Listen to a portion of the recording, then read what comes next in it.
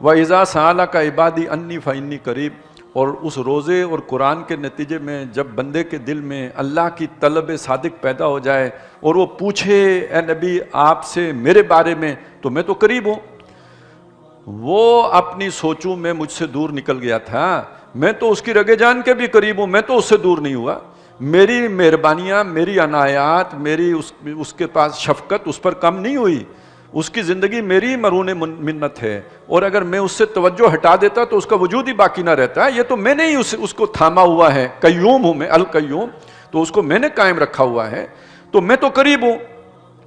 اجیب دعوت الداعی اذا دعان، ہر پکارنے والے کی پکار پر لبیک کہتا ہوں۔ اچھا، یہ بہت اہم جملہ ہے، یہ ہر قسم کی مذہبی ایکسپلائٹیشن کو بالکل ختم کر دیتا ہے۔ اس کو اپنے اندر اس یقین یہ پیدا کر لیں، اللہ کیا فرما رہا ہے کہ میں ہر پکارنے والے کی پکار پر رسپونڈ کرتا ہوں اور مثبت جواب دیتا ہوں، یعنی یہ کہ جو اس نے بات، جو تقاضا اس نے کیا اسے پورا کرتا ہوں۔ اجیبو یعنی جواب دینا، صرف ایک ہی ہوتا ہے نا اسے جواب ہو گیا، یعنی یہ کہ اس کو نہ ہو گئی، یہ اس معنی میں نہیں ہے۔ جواب دینے کا مطلب اس کی جو درخواست تھی قبول کر لی گئی، یہ اس معنی میں ہے۔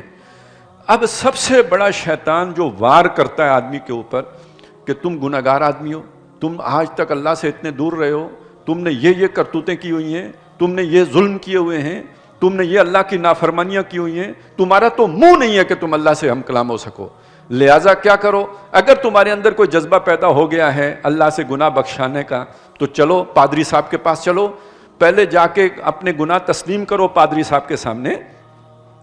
ان کو رازدار بناؤ تاکہ ساری زندگی بلیک میل کریں آپ کو، پھر ان کو اس کے عوض کچھ ارجانہ جرمانہ اللہ کی طرف سے ان کو پے کرو تاکہ ان کی زندگی بھی اچھی گزرے، پھر وہ تمہارے گناہ بخشوانے کے لیے ہاتھ ہو، کیونکہ ان کا اللہ سے تعلق ہے، تو تم اپنا گناہ ڈائریکٹ اللہ سے نہیں معاف کرا سکتے، یہ پادری صاحب کی سفارش سے معاف ہوگا۔ اچھا، یہ میں نے جان بوجھ کے پادری صاحب کا ذکر کیا ہے، آپ آسانی سے مان لیں گے، وگرنہ یہ کہ اسی پے سے ہم نے بھی تو کوئی بنائے ہوئے ہیں نا، میں کیسے اللہ سے مانگوں، تو کوئی اللہ والا ڈھونڈوں، تو جو حقیقی اللہ والا ہوگا وہ آپ کو یہ بتائے گا کہ میں اس طرح تمہارے لیے دعا کر ہی نہیں سکتا جیسے کہ تم اپنے لیے خود دعا کرو گے۔ میرے اندر احساس ندامت ہے، مجھے شرمندگی ہو رہی ہے کہ میں نے زندگی کیسے بسر کی ہے، جس دل سے میں اللہ سے بات کروں گا، کون پیر ہے جو میرے لیے اس طرح بات کر سکے؟ تو یہ شیطان بیچ میں آ کے پھر بندے کو اللہ سے دور کر دیتا ہے۔ اللہ جب کہتا ہے میں تمہارے قریب ہوں، تو پھر کسی اور کے در پہ جا کے سوالی بن کے جانے کا کیا مطلب ہے؟ آپ کا بچہ آپ کے پاس کسی اور کو سفارشی بنا کے لائے، آپ کو خوشی ہوگی یا تکلیف ہوگی، دکھ ہوگا اس بات کا کہ میرا بچہ، اسے میرا اور اس کا تعلق ایسے ہونا چاہیے کہ وہ بے تکلف مجھ سے بات کرے، آپ نے الاؤ بھی کیا ہوا ہو تو پھر اس کے بعد بھی وہ کسی اور کو ذریعہ بنائے، تو یہ تو بیزاری کی بات ہے، یہ تو غصہ دلانے والی، بلکہ آپ کی غیرت کے منافی ہے۔ یہی بات اللہ کی بھی ہے، وہ کہتے ہیں کسی اور کے پاس کیوں گئے ہو، بندے تم میرے ہو، تمہاری ضرورت پوری کرنا میرا کام، اور تم کسی اور کے پاس جا کے در پہ رسوائی اختیار کی ہے۔ ڈائریکٹ آؤ نا، جب میں نے تمہیں کہہ دیا کہ میں تمہارے قریب ہوں، اجیب دعوت الداعی اذا دعان۔ آپ سوچیں صرف اس ایک بات کا یقین عوام میں پیدا ہو جائے، مجھ میں اور آپ میں پیدا ہو جائے، کتنی دکانیں ہیں جو بند ہو جائیں گی،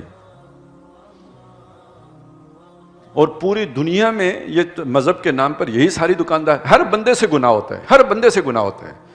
اب اس گناہ کو ایکسپلائٹ کر کے لوگ اپنی دکان چمکا لیتے ہیں،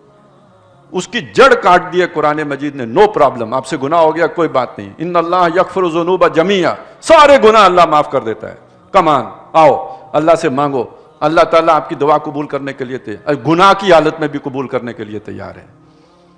اگر گناہ کی حالت میں آپ کو رزق دیتا ہے، گناہ کی حالت میں آپ کی زندگی برقرار ہے، گناہ کی حالت میں آپ کا اس نے حقہ پانی بند نہیں کیا ہے، تو یہاں اگر آپ کی کوئی مانگ ہے تو کیوں نہیں پوری کرے گا؟